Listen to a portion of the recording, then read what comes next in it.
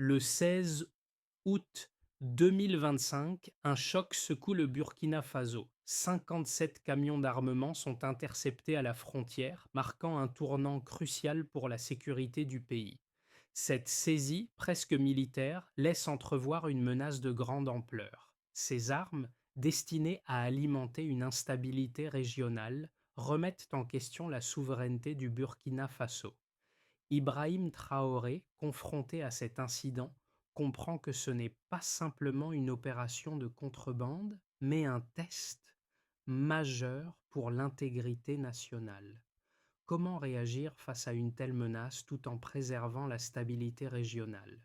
Le 16 août 2025, l'interception des 57 camions d'armement à la frontière du Burkina Faso n'est pas simplement un incident frontalier, mais un signal fort qui dévoile des enjeux bien plus grands.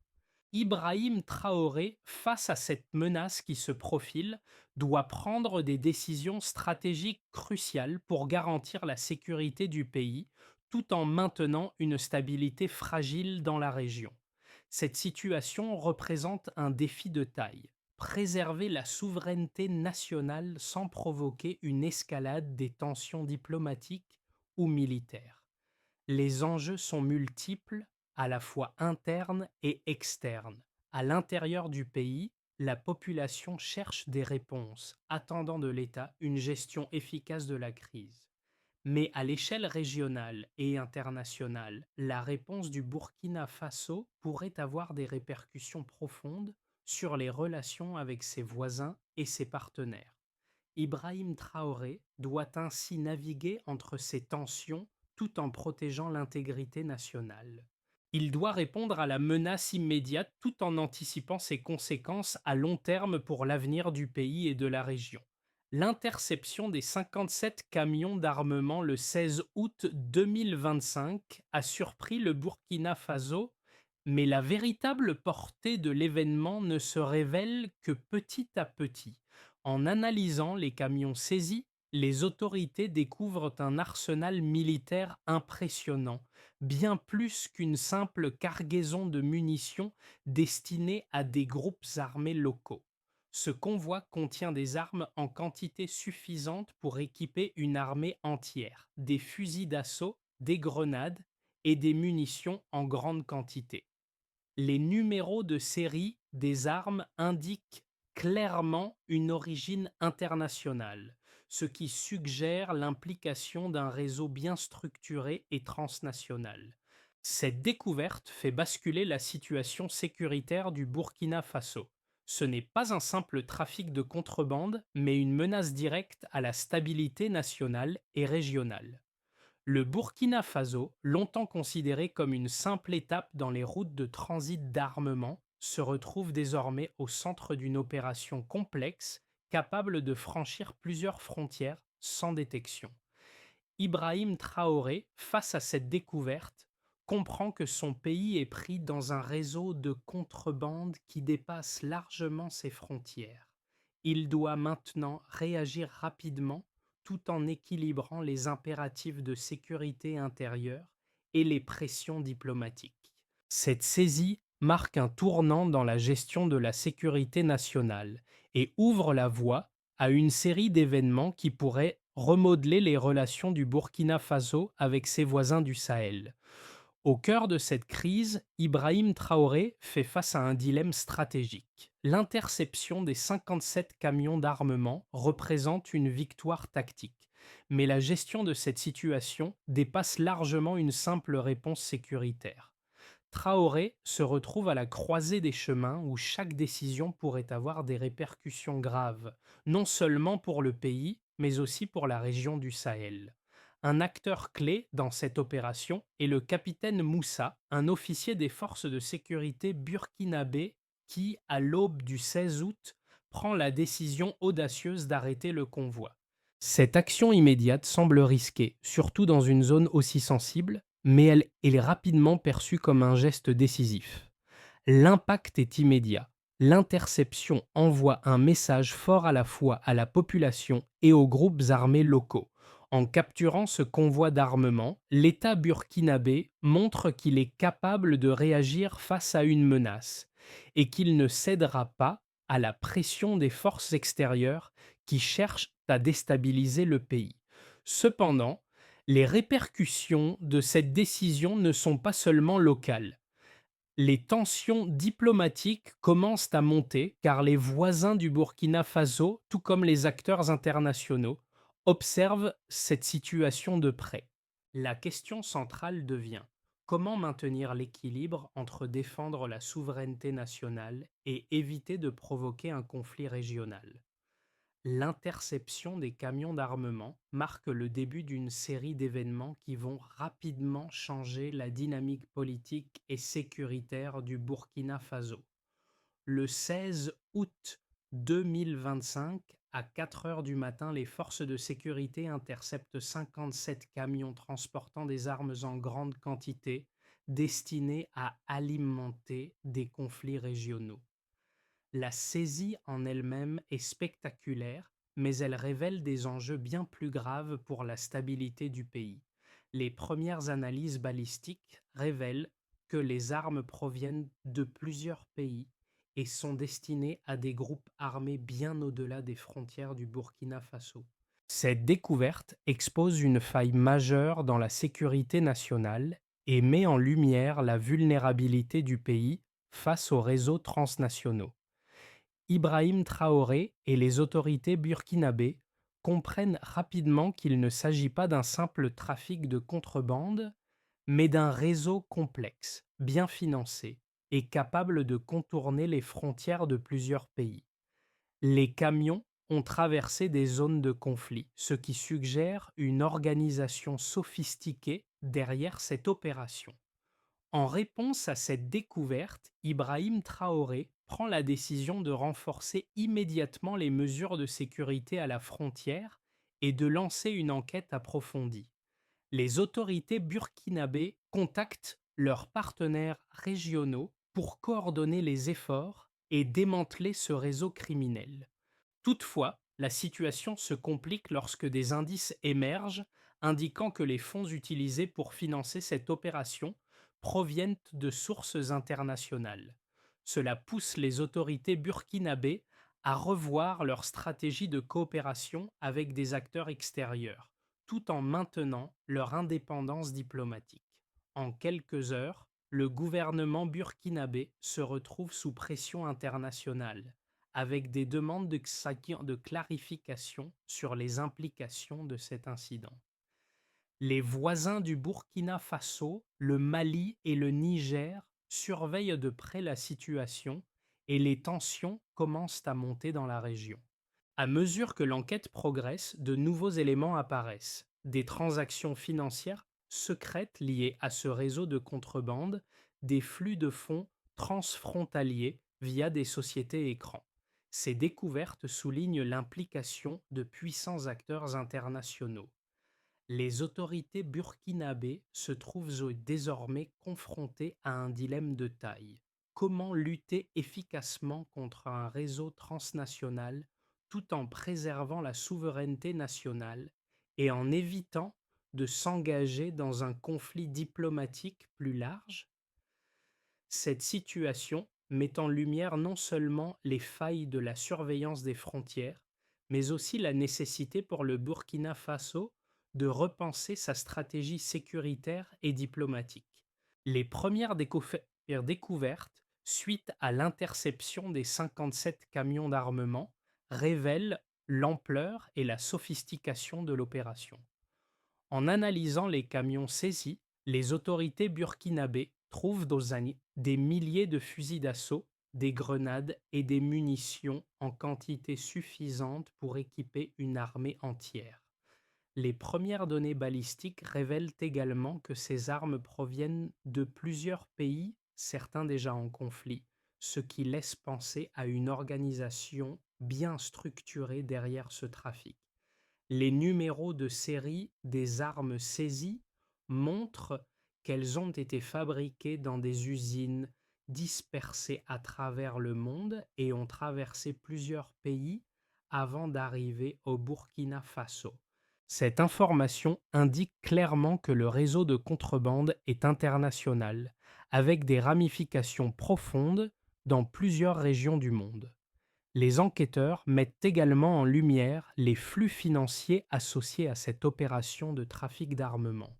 Les premières analyses révèlent des transactions financières complexes totalisant plus de 700 millions de dollars, distribués sur des comptes offshore et des sociétés écrans. Ces fonds ont été transférés via des circuits financiers internationaux, suggérant l'implication d'acteurs puissants avec accès à des ressources financières substantielles. Cette découverte dépasse largement le cadre d'une simple opération criminelle locale. Elle montre que l'opération a été financée sur plusieurs mois, avec une organisation professionnelle capable de dissimuler ses activités à travers des systèmes finançant des services financiers internationaux. Les experts balistiques, après avoir examiné les armes saisies, concluent, Tserbitilian, que ces munitions étaient destinées à des groupes armés bien plus puissants que les groupes locaux traditionnels. Les armes proviennent de plusieurs conflits passés et de circuits d'approvisionnement plus récents, ce qui suggère que le réseau de contrebande est en activité depuis plusieurs années, maintenant une certaine stabilité et prévisibilité dans ses opérations. Cette diversité des origines des armes prouve que ce réseau criminel n'est pas isolé, mais bien enraciné dans un système global capable de contourner les frontières et d'exploiter les failles des systèmes de sécurité. À mesure que l'enquête progresse, de nouvelles découvertes émergent. L'implication de groupes armés opérant dans plusieurs régions du Sahel devient de plus en plus évidente. Les forces de sécurité burkinabées, conscientes de l'envergure de ce trafic, se lancent dans une chasse aux coupables à l'échelle internationale. Le Burkina Faso se retrouve désormais à jouer un rôle crucial dans la lutte contre la criminalité transnationale, et la question qui se pose est: comment répondre efficacement à une menace de cette ampleur sans risquer une escalade du conflit dans la région? L'interception des 57 camions d'armement a mis en lumière deux perspectives opposées sur la façon dont le Burkina Faso doit répondre à cette crise. D'un côté, certains analystes soutiennent que cette saisie est une preuve claire d'une tentative délibérée de déstabilisation régionale. Selon cette interprétation, le Burkina Faso ne serait qu'un maillon dans une chaîne plus large d'opérations criminelles visant à semer le chaos dans toute la région du Sahel. Les armes saisies, avec leurs origines diverses et leur itinéraire de transport sophistiqué, sont perçues comme des indices d'une organisation criminelle mondiale qui manipule des flux transnationaux pour atteindre ses objectifs. Dans cette optique, la réaction du Burkina Faso ne devrait pas se limiter à une réponse sécuritaire nationale, mais impliquer une collaboration plus étroite avec ses voisins et les partenaires internationaux. Un renforcement de la coopération en matière de renseignement, de surveillance des frontières et de sanctions diplomatiques pourrait être essentiel pour démanteler ce réseau. Les partisans de cette vision croient que le Burkina Faso ne pourra pas résoudre cette crise seul et qu'une approche régionale et internationale est la seule voie viable pour contrer cette menace transnationale. D'un autre côté, une autre lecture de l'événement met l'accent sur la souveraineté nationale. Cette position considère l'interception des camions comme un acte de défense de l'intégrité du Burkina Faso contre une ingérence extérieure, sans pour autant se laisser piéger dans des alliances internationales qui pourraient compromettre son autonomie. Selon ce point de vue, l'opération menée par Ibrahim Traoré et les forces de sécurité locales est un signe de la capacité du pays à protéger ses frontières et à faire face à une menace sans dépendre excessivement des puissances étrangères. Les défenseurs de cette position soutiennent que le Burkina Faso doit renforcer ses capacités internes et utiliser cette crise comme une opportunité pour redéfinir sa politique de sécurité nationale. Plutôt que de se soumettre aux pressions extérieures, Le pays doit prendre les rênes de sa propre sécurité et garantir que de tels événements ne se reproduisent pas à l'avenir. La défense de la souveraineté nationale, selon cette vision, pourrait également renforcer la légitimité interne du gouvernement et augmenter la confiance de la population en ses institutions. À mi-chemin de l'analyse de l'incident, une révélation importante émerge. La saisie des 57 camions d'armement n'est que la partie visible de l'iceberg. Les enquêteurs, en poursuivant leur analyse, découvrent que les armes ne sont pas seulement destinées à des groupes armés locaux, mais à des forces bien plus organisées, capables de déstabiliser toute la région du Sahel. Les numéros de série des armes révèlent qu'elles proviennent d'un large éventail de sources internationales et les connexions entre les différents acteurs du réseau de contrebande deviennent de plus en plus évidentes. Ce qui semblait être un simple incident de contrebande frontalière est en réalité un maillon clé dans un réseau de trafic d'armement régional et international. Les fonds liés à cette opération sont beaucoup plus élevés que prévu, impliquant des acteurs extérieurs dotés de ressources considérables pour soutenir ces activités criminelles. Cela change la perspective sur l'incident. Le Burkina Faso ne fait plus face à un simple trafic de faible envergure, mais à un réseau de déstabilisation globale avec des ramifications qui dépassent largement les frontières du pays. La question clé reste: comment réagir à une telle menace tout en préservant la souveraineté du pays et en évitant d'envenimer les tensions internationales? Les répercussions de l'interception des 57 camions d'armement ne se limitent pas à la saisie d'un matériel de guerre. En effet, cet événement révèle des conséquences beaucoup plus profondes pour la sécurité nationale et régionale, ainsi que pour les relations internationales du Burkina Faso. Au niveau national, cet incident crée un vent de confiance parmi la population, qui voit en l'action des forces de sécurité un symbole de la capacité de l'État à protéger ses citoyens contre des menaces extérieures. Toutefois, ce sentiment de sécurité reste fragile et dépendra de la manière dont les autorités géreront les suites de cette crise. L'État doit maintenant démontrer qu'il est capable de maintenir cet élan sécuritaire sur le long terme et de prévenir de futures tentatives de déstabilisation.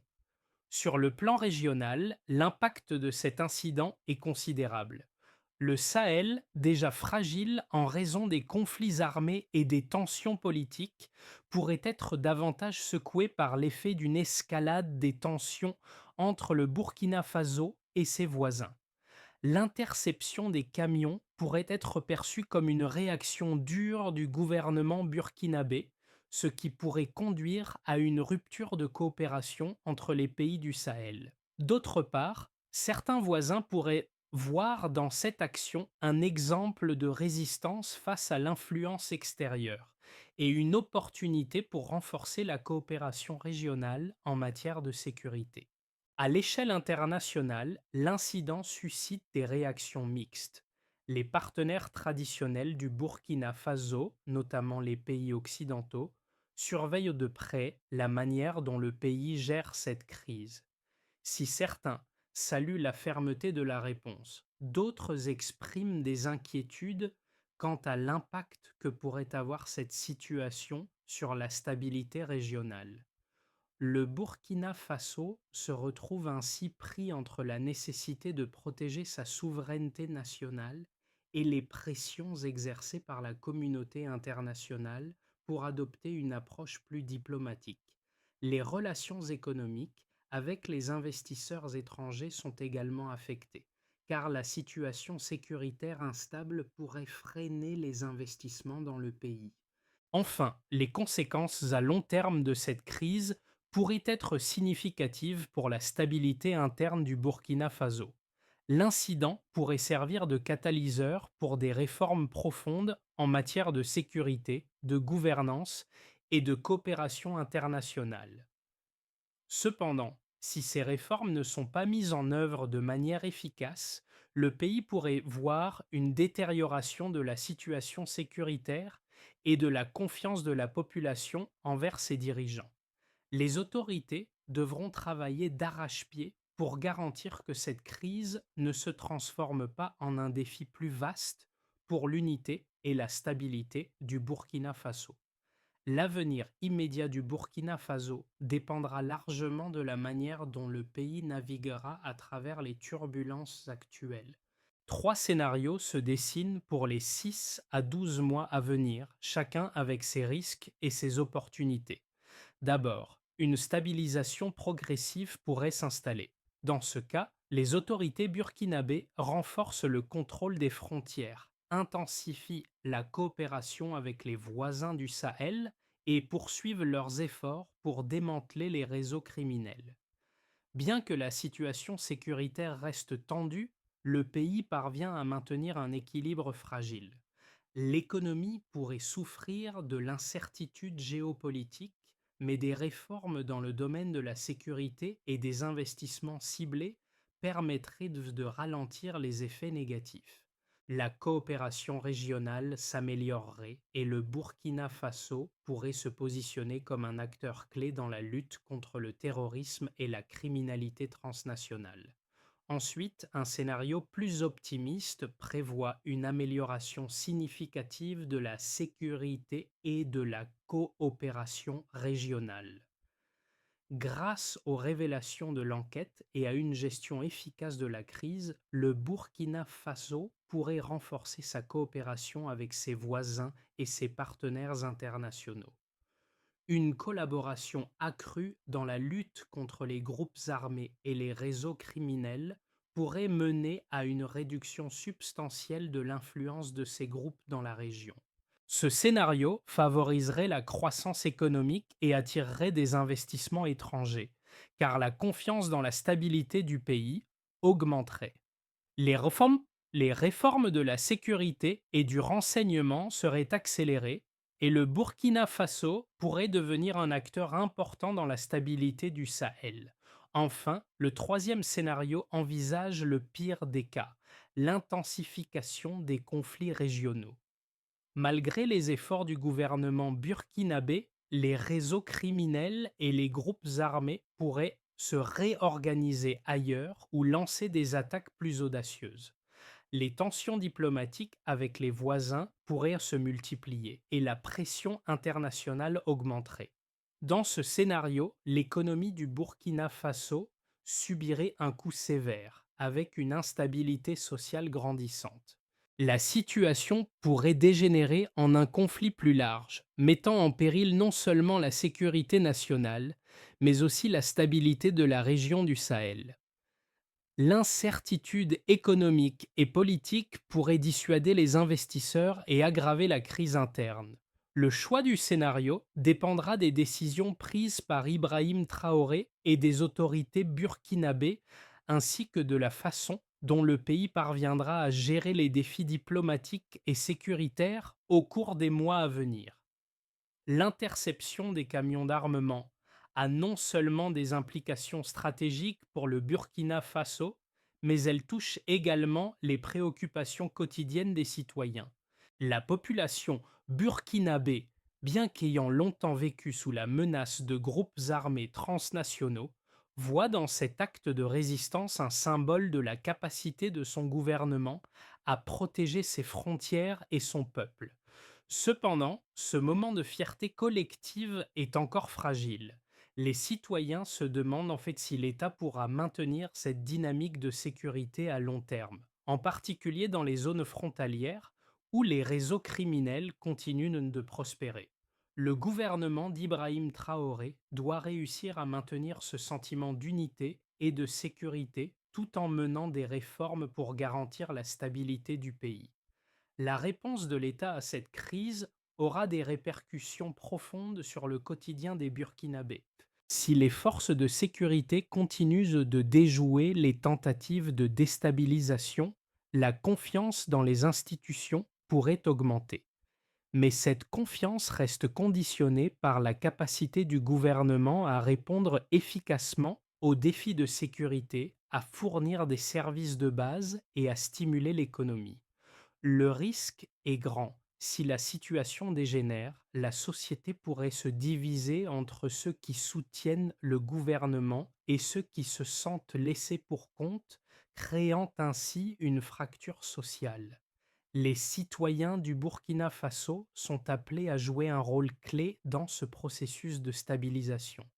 Ils doivent non seulement soutenir les réformes proposées, mais aussi participer activement à la préservation de la paix. Les organisations locales, les leaders communautaires et la jeunesse ont tous un rôle crucial à jouer dans la construction d'une nation plus forte et plus résiliente face aux menaces extérieures et internes. Pour garantir la stabilité à long terme du Burkina Faso après l'interception des 57 camions d'armement, plusieurs mesures stratégiques doivent être mises en place. La première priorité est de renforcer les capacités de sécurité intérieure. Cela passe par une meilleure surveillance des frontières, l'intensification des contrôles douaniers et la mise en œuvre de technologies de renseignement avancées pour anticiper les futures menaces. Le pays doit investir dans des équipements modernes pour ses forces de sécurité, améliorer la formation des agents de la paix et développer des stratégies de prévention pour éviter que de tels réseaux criminels ne prospèrent à l'avenir. Ensuite, il est essentiel que le Burkina Faso renforce sa coopération régionale. Le Sahel étant une zone de transit pour de nombreux réseaux de contrebande, une coopération accrue avec les voisins, notamment le Mali, le Niger et la Côte d'Ivoire, est indispensable. Cela inclut des échanges d'informations en temps réel, des initiatives conjointes pour sécuriser les frontières et des actions coordonnées pour démanteler les réseaux transnationaux. Le Burkina Faso doit également travailler étroitement avec des partenaires internationaux, notamment l'Union européenne et les États-Unis, pour garantir le soutien logistique et financier nécessaire à la lutte contre la criminalité transnationale. Enfin, sur le plan économique, l'État burkinabé doit s'attaquer à renforcer la résilience économique du pays. L'instabilité peut entraîner une perte de confiance des investisseurs étrangers et une pression sur les ressources internes. Le gouvernement doit donc mettre en place des réformes économiques pour améliorer l'environnement des affaires, stimuler la croissance et réduire la dépendance vis-à-vis des flux financiers internationaux. Parallèlement, des efforts doivent être faits pour développer les infrastructures locales et promouvoir l'autosuffisance afin de réduire la vulnérabilité du pays aux crises extérieures. Le 16 août 2025, l'interception des 57 camions d'armement marque un tournant décisif dans l'histoire récente du Burkina Faso.